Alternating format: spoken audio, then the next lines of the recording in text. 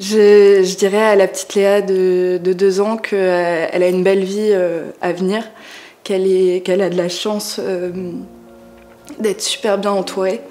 C'est le plus important et de garder espoir.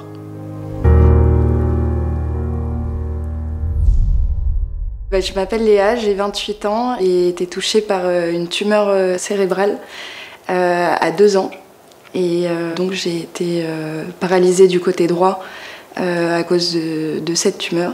Et j'ai eu la chance d'être opérée, de faire de la chimio pendant 1 an et ensuite une rééducation jusqu'à encore aujourd'hui et qui me suivra toute ma vie. Grandir avec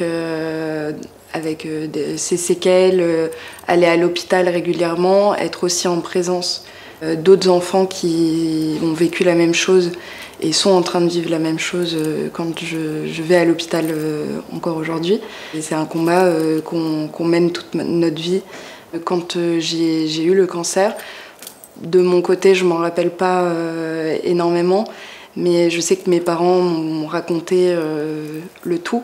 Donc c'est comme si je m'en rappelais comme si c'était hier. Ce qui a le plus marqué mon parcours, c'est surtout la reconstruction après. La rééducation, des plâtres à porter parce que j'étais paralysée du côté droit, des injections de toxines botuliques. La reconstruction physique, c'est aussi des choses de base qu'on apprend quand on est enfant. Ça a été réapprendre à marcher parce que je boite et du coup tout mon côté droit était paralysé, dont mon visage. Physiquement, c'était des heures de rééducation. Mon kiné me voyait tout le temps.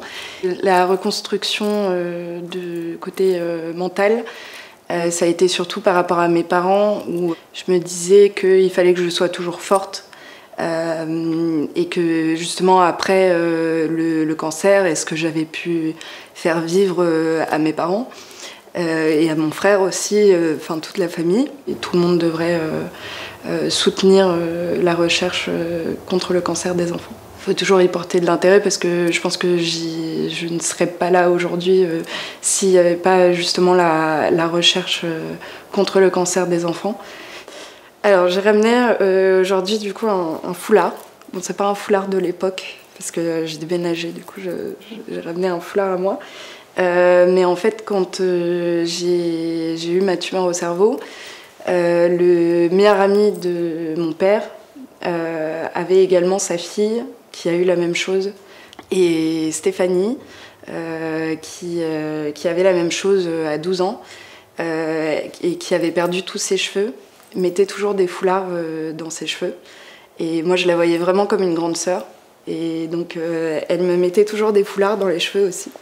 Et aujourd'hui, du coup, je mets encore toujours des foulards dans les cheveux. J'ai vécu le pire, donc j'ai pas le droit de me plaindre et justement essayer de voir comment je peux aider au mieux des personnes qui vivent ça ou d'autres situations qui sont semblables.